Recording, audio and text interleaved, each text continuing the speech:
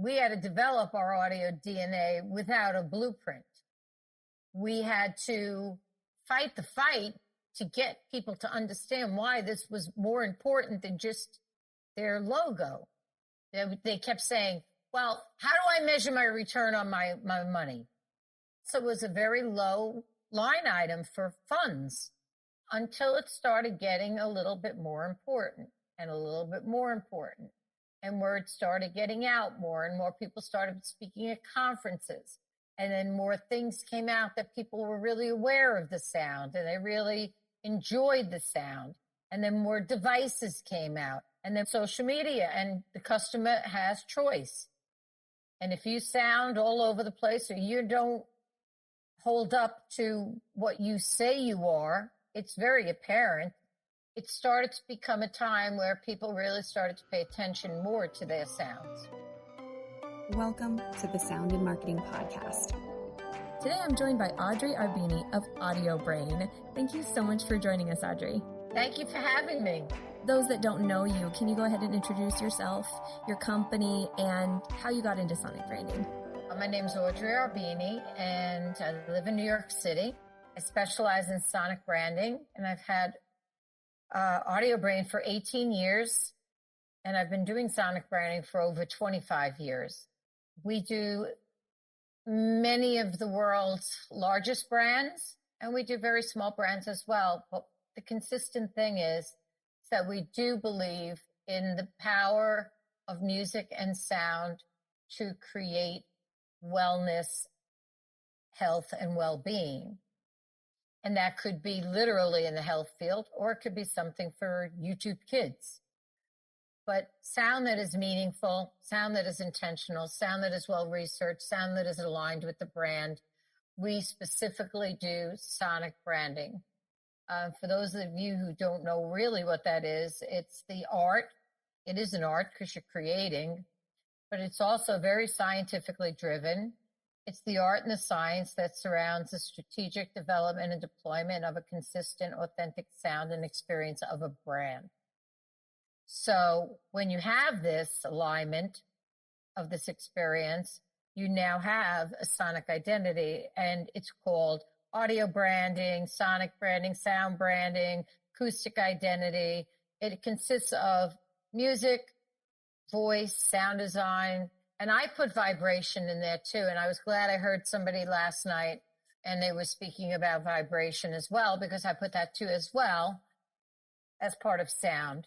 And that's what we do. Is what we really do is we don't just create sound. We're not a music production company. We are specialists in finding what the right sound for the brand is, trying to find the right voice, figuratively and literally, for a brand, what's authentic to them, where their sound is touching the customer, how we can help them leverage it out, and how we can build out sustainable, unique sonic assets that emotionally connect to the audience and make the consumer feel better and bring about a better revenue, return on investment for the brand, and bring consistency across where the brand is heard. I've heard different stories for this. Would you define sonic branding as an element, or is it the entire package? So, for example, if somebody came out and had a sonic logo, would you consider that sonic branding, or is that just sound design? That's really interesting. It is sonic branding. There's many facets to sonic branding. So you have a sound logo, you have a brand theme, you have executive walk-on music, you have room warming soundtracks, you have AI, you have events, you have all kinds of different things. It is sonic branding, but it's one touch point of sonic branding. So if somebody does the research to find out what their brand stands for, what the brand mission statement is, and some brands don't know, and they make sure that what they're developing is aligned with the message and the authenticity of that brand, then that's sonic branding. Not everybody is going to be able to do every single touch point that the brand has heard. Some brands can only do a few. But as long as they're doing it not arbitrarily or not because an agency puts it at the end of a commercial, and it's researched and it's validated and it feels right for the brand, then yes, I do consider that sonic logo, sonic branding. But it can also be part of a bigger platform of touch points. How would you differentiate between a jingle and a sonic logo? I think both of them are part of sonic branding, personally. I think for many, many years, that's all that people thought about. They thought about a logo, like Intel Inside, or they thought about a jingle, which was a little song that went along, like I'm Loving It from McDonald's. That's a jingle.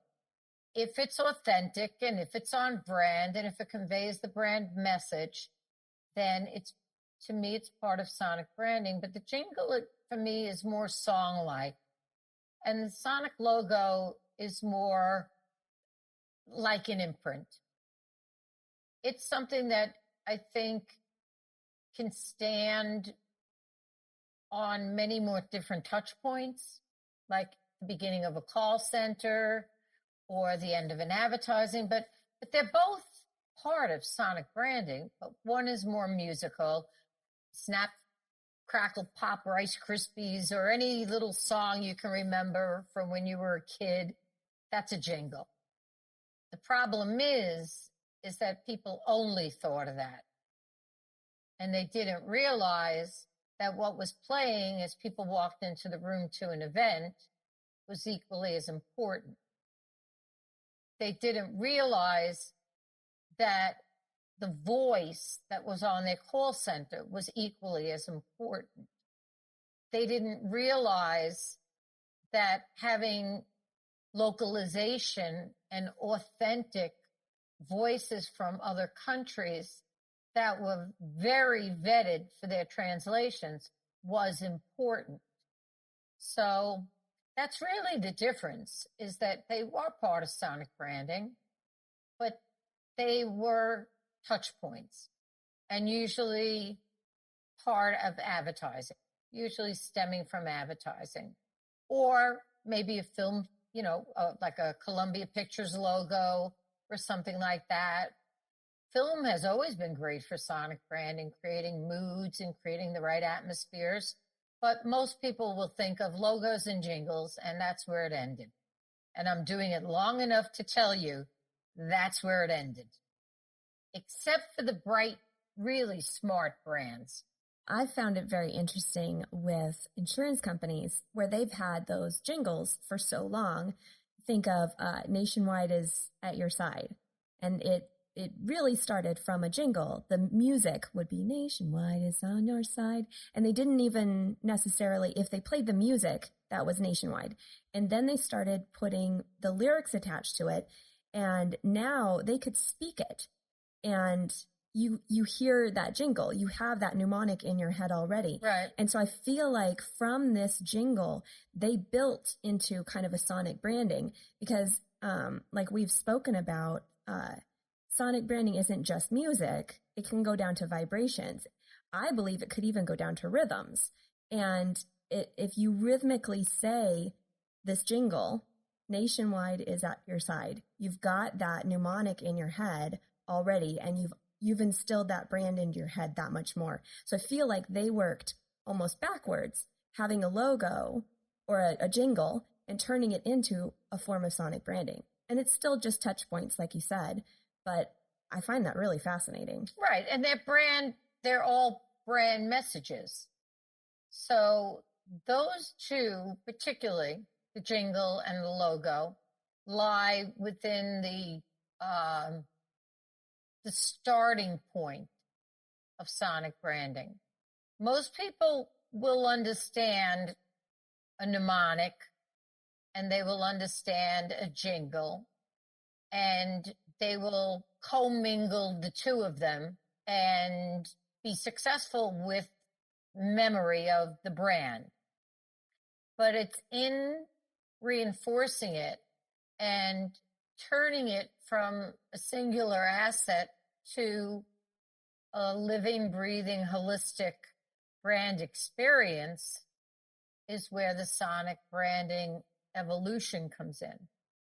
I say this all the time, and if you're doing your diligence, and we do tremendous research, and we've done a methodology for a very long time. However, it's not stale.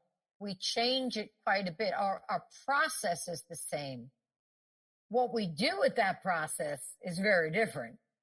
So I know a lot of people say, oh, you know, those sonic branding firms, you know, the 5 of them or whatever, you know, they've done their process, but we now have a new process. You kind of don't, to a degree.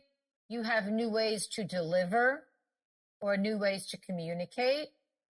We had to build our tools from scratch. We had to build, how do we articulate what's resonating with the client without a blueprint? We had to develop our audio DNA without a blueprint. We had to fight the fight to get people to understand why this was more important than just their logo. And we were very fortunate that we did our research. They kept saying, well, how do I measure my return on my money? And it also was a very low line item for funds. My neighbor next door's got GarageBand, how he'll just write something. You know, until it started getting a little bit more important and a little bit more important. And word started getting out more and more people started speaking at conferences. And then more things came out that people were really aware of the sound and they really enjoyed the sound. And then more devices came out. So it followed a progression with a more technology-driven society. People needing more of an emotional connection because we were getting more digital, you know, and social media, and the customer has choice. And if you sound all over the place or you don't hold up to what you say you are, it's very apparent on the internet and on social and all that. It started to become a time where people really started to pay attention more to their sounds. And that's when it expanded. But if you look at someone like Disney, you look at someone like HBO, you look at someone like Apple, you look at all these different brands that have been very, very successful, have always embraced sonic branding. And it created a feeling for the brand, not just a sound that people recognize, but that you felt something when you heard it. Music and sound has that power that it's just, you know, I know I'm biased because I am music, but it has that power that the other senses have in their own way. But I feel like music can get to your heart that much faster. Sound can get to your heart that much faster. Like if you hear a really good rhythm, a really good beat, like that goes right into you. And your comment about I have a neighbor with GarageBand, it's so true. I feel that music and sound is the last thing on the table after everything else has been invented, and it should be a player right on the forefront. I believe that for sure. I really liked how you explained 2020 at Voice Summit. Was that in October? I believe it was in October. Can you kind of explain what sonic branding looked like in February 2020 to March 2020? The year before March 2020. So we roll through what was happening the year before. And, you know, like I said, we're doing this a very long time. I'm extremely interested in psychology and psychoacoustics, biomusicology. We do a lot of research. We did surgical robotics that year. We did heart health monitor. Okay. I spoke up at Harvard Medical School, which was a real highlight for me. I made some of my best friends up there. I was on the Forbes Business Council. Our Clientele in America line, we've been working with for a long time to get all of their ships aligned in sonic branding. And we had done, I think 13 of them. We had done the last 2 in December. We waited for them to come back from Europe, December 15th. We finished them, and they sound exactly the way we envisioned it, 10 years when they called me in Beijing and said, what you're doing for NBC Olympics with the organization and the diligence to the content, we would really love to speak to you about that for our cruise line. And we have everything integrated, and we have everything very advanced technologically. Spoke at Project Voice in Chattanooga, had a wonderful, wonderful time. Spoke at CES with Whirlpool. Did projects with Logitech and Google, and I wrote a chapter in the book, Voice Technology in Healthcare, getting all ready for the big party at HIMSS in March, and was getting ready to do what would be my 10th time as music supervisor for NBC Olympics. And that was a big deal for me. I was happy. We were all ready to go. And I spoke on Vayner X Yacht in Cannes, and that was fantastic. I had my mentorships. I wrote articles. It was everything that I had wanted to get into place and put a real effort into getting into place, and sonic branding started becoming enormous, that all of these fantastic opportunities started coming in my direction. So as I'm getting ready to go down to Florida to HIMSS, I think it was March 13th, we were going to be leaving Audiobrain for a few weeks. Everything thereafter changed forever. Like everything flipped after that. So I went from rocking and rolling and just having the things that I loved, the science, the writing, the speaking, the teaching. My guys were happy. We had great products we were working on. We finally got to Alaska. We did, I think, 6 or 8 ships in Alaska. It was just a wonderful time that just turned on a dime, but also brought other things to the forefront. We really had to very quickly adapt. So what I did was I moved the studios remotely to my composers' places. We still have our studios in the city, but we also set up remote studios so we could all work remotely. I think it works fine 80% of the time. We didn't lay anybody off. We didn't furlough anybody. We had our projects. It was a little challenging getting it going at first, but a lot of opportunities came up. There's a lot more podcasts now. People are listening to sound a lot more. People are using sound more.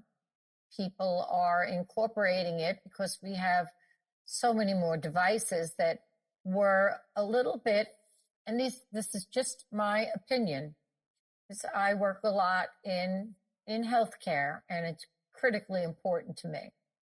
And healthcare was on a very good path, but it wasn't on its strongest path, not like it is now.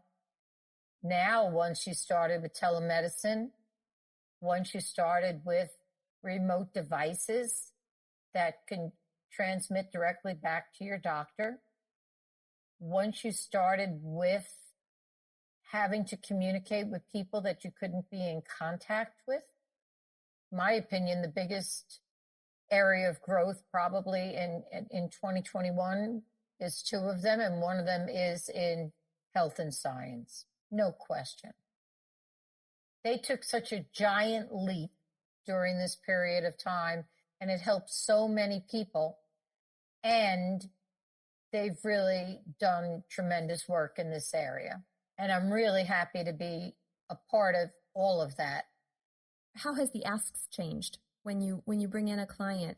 Are they understanding more and more sound and its importance?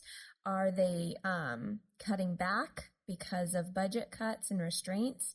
How has the workload changed for you for incoming? So obviously you have your clients that you're working with now, but how has the incoming work changed?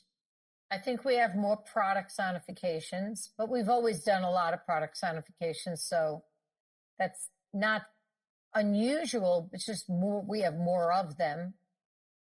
People that have products that are already out there are adding features that maybe are more geared towards children or more specificity to them. At first, people didn't know what to do. They were just sitting home waiting to see what was going to go on.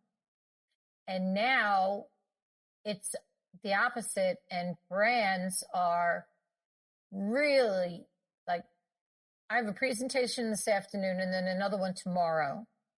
Both of those projects, those proposals, which were for corporate identity, sound logos, sonic branding, few touch points, were done in 2018. They want them now because they're being left out. They're missing these opportunities. How can you get to, something that's, let's say, a podcast, if you don't have even a sound logo? If you don't even know what a sound logo, why it's important? So some of these brands, and you'd be surprised, some gigantic brands really don't have many cohesive assets. Stay tuned for next week when Audrey and I finish up our conversation on sonic branding. You don't want to miss it. A lot of gold from someone in this industry that knows. If you want to get a hold of Audrey, you can find her on LinkedIn and Twitter, as well as her official website, audiobrain.com. If you're enjoying these conversations on sound and marketing, then I know you'll love this. I have a course on sounds, power, and influence in marketing that you can enroll in at soundinmarketing.com. Years of research has gone into this course, and I'm confident that you'll learn a lot. My goal is that you'll be able to take this information and begin applying it to your brand or company. And if you need further help, I also consult. So head on over to the site to preview the trailer, view the curriculum, and sign up for a dose of sound in marketing. You can find the Sound in Marketing podcast on all the major podcast channels, so don't forget to share it with your friends, follow, and rate it. More people should know about this stuff. I know you know that now. For any other inquiries, you can find me at Dreamr Productions, that's DREAMR Productions.com, LinkedIn, Twitter, and Facebook. You can also email me at Jeanna, JEANNA, at DreamrProductions.com. All links will be provided in the show notes. Let's make this world of sound more intriguing, more unique, and more on brand.